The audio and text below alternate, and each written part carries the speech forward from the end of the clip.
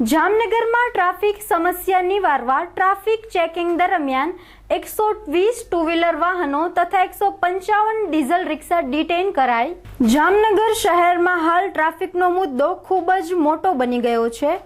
તેમજ શહેરમાં રોમિયોગીરી કરનાર શખ્સો પોતાની બાઇકની નંબર પ્લેટમાં નંબરની જગ્યાએ જુદા જુદા ચિત્રામણા કરેલ જોવા મળે છે।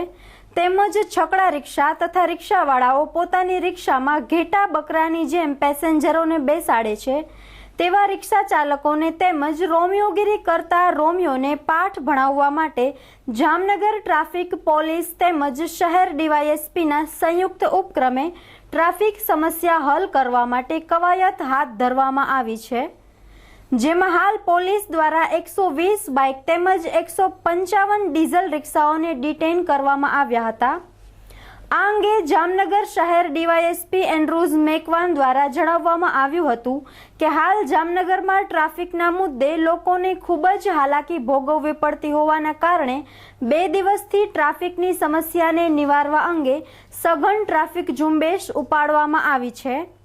જે અંતર્ગત શહેરમાંથી 120 ટુ વ્હીલર વાહનો તથા 155 ડીઝલ છકડા રિક્ષાને ડિટેઇન કરવામાં આવી છે અને આ કામગીરી આગામી દિવસોમાં પણ ચાલુ જ રહેશે। જામનગર મહાનગરપાલિકાના સત્તાધીશોના આશીર્વાદથી સિટી બસ સેવા બંધ હોવાથી રિક્ષા ચાલક ભૂતકાળમાં ₹2, ₹5 હવે ₹10 જેટલું ભાડું પેસેન્જર પાસેથી વસૂલવામાં આવે છે અને શહેરમાં ડીઝલ રિક્ષા ગમે ત્યાં પાર્ક કરેલ જોવા મળે છે। શહેરમાં ટ્રાફિક સમસ્યા વધુ સર્જાય છે।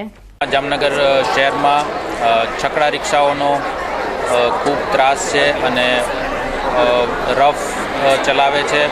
અને ઓવરલોડિંગ પેસેન્જર ભરે છે, જેના કારણે ઘણીવાર અકસ્માતો પણ ઘણા થતા હોય છે, જેમાં લગભગ 150 જેટલી છકડા રિક્ષાઓનો ઉપર કાયદેસરની કાર્યવાહી કરવામાં આવી છે, જેઓ ઓવરલોડિંગ પેસેન્જર ભરીને જતા હોય અથવા તો અંડર એજ ડ્રાઈવર હોય, જેમની પાસે પરમિટ નથી, પરમિટના કાગળો સાથે નથી, એવા તમામ અલગ અલગ છકડા રિક્ષાવાળા વ્યક્તિઓ ઉપર કાયદેસરની કાર્યવાહી કરવામાં આવી છે અને તમામને એક પોલીસ ડિપાર્ટમેન્ટ તરફથી એક વિનંતી છે કે ટ્રાફિકને મેન્ટેન કરવામાં